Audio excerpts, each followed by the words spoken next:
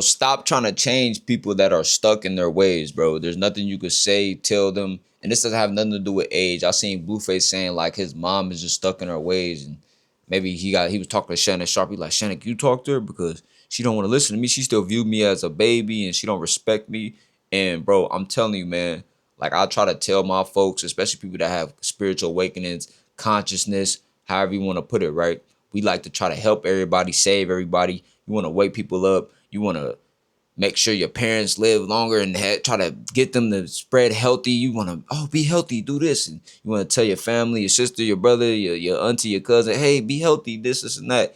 And they still don't listen to you. And it hurts your soul because you be like, nah, I want you to, just want to save your life. I just want you to be better. I just want you to be, like, I just want you to not suffer or whatever, right? And you end up suffering back like on them, trying to stop them from suffering. Whole time, that's how they want to live. They had a whole life before you. It's not your job to change the people, change the ways of people that are stuck in their ways, bro. Even if you have kids and you try to help them and they stuck in their ways, you got to be willing to detach from them too. And not that, detach like, fuck them, but it's just like you love them from a distance. You're not emotionally attached to them. Not saying if something was to happen to them, you're not gonna feel it because you're a human. You can't not feel emotions. You're gonna cry. You're gonna go through this shit. You're gonna go through all these feelings.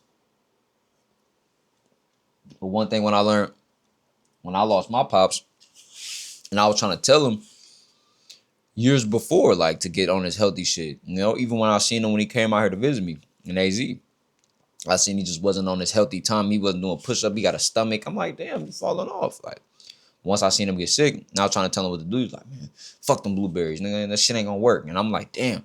Like, people be angry against what works for them. Like, they'll be angry at shit. Like, and the fact of the matter is, yeah, of course the blueberries ain't gonna work when you already been at a certain terminal illness. You have to do these things, practices before you get sick, before you do these things, right? But what I'm trying to say is, like, sometimes I'll call my mom and I'll just hear my sister in the back, cause yeah, motherfucker, this, and that. Mind you, I got two nieces, so I'll be like, well, I would never want no household with all that chaotic cussing and low energy and just, like, motherfucker, and this motherfucker I told you. And I'm like, no, that shit just make me sick and want to crash out. Like, it just make me want to blow shit up. Like, make me want to destroy motherfuckers because it's like, why are you being this negative ass person, this negative ass entity? And you got somebody in life that all they doing is fucking helping your bum ass. You a fucking bum and got the nerve to talk somebody fucking crazy. Like, people like that, bro, they'll get somebody around them that's loving and just drain their energy. But whole time, they both got a trauma bond with each other. So it's like, my dad used to tell me, you could be able to say your mom and sister. And I'm always give my examples in life because that's the best thing to speak off of your own experiences instead of just having it mystical in the sky. They, he, and thou, and those, and high. Like, no, I'm going to speak on my experiences. You know what I'm saying? I'm going to relate to my experiences. And it's shit that I'm currently healing from, going sectoring in my mind, deciphering. It's not that I'm holding on to it for pain, but I always use it for fuel. You got to use your pain as fuel in the matrix, transmutation. So for some people, it's like trauma or you traumatic because you're talking about it, but it's like everything that happened in my life, I use it as fuel and I use it as energy to learn from. Whether it hurts me or it helps me, I learn from it, right? So when it comes to us looking at our family, our friends, our people, you can't change nobody that's set in stone on how they want to think, how they want to be. So stop wasting your energy with that.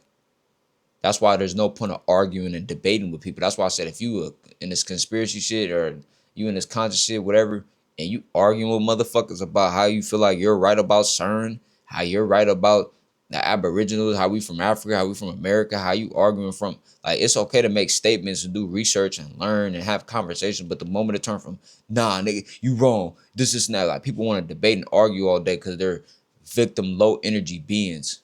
You feel me? That shit doesn't have really nothing to do with the development of self. If anything, just leaves you more in turmoil after an argument or debate. It doesn't satisfy your soul. And I notice most people, I'm not saying transformation doesn't come from uncomfortability, but I understand transformation from uncomfortability and growth and people literally just picking at your soul, bro. Picking at you.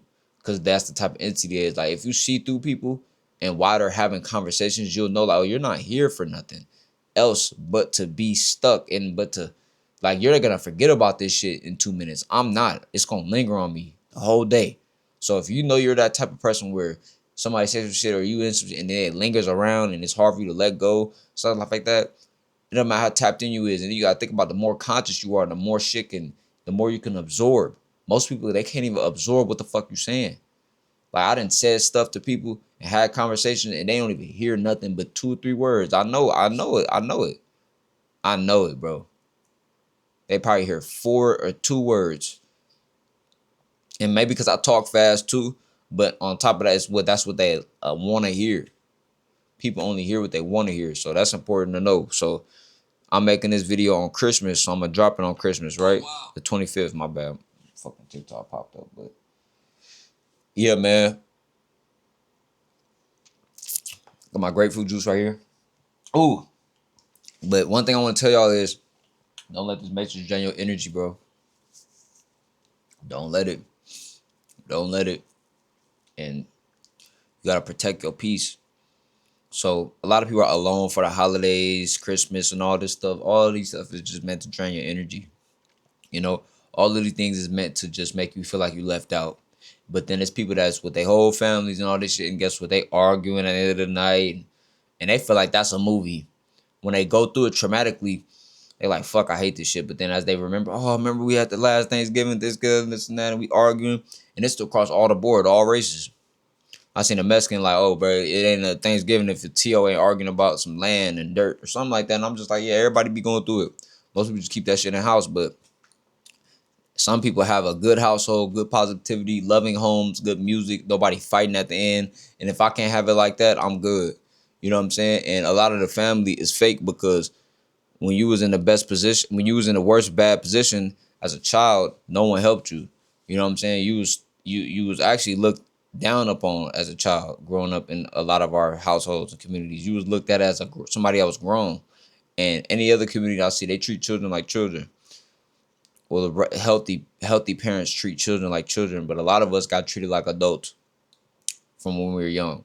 My dad used to tell me, nigga, you 16, nigga. When I was 13, you move like you 16, because 13, they'd kill you as a black man, nigga. They'd kill you, nigga.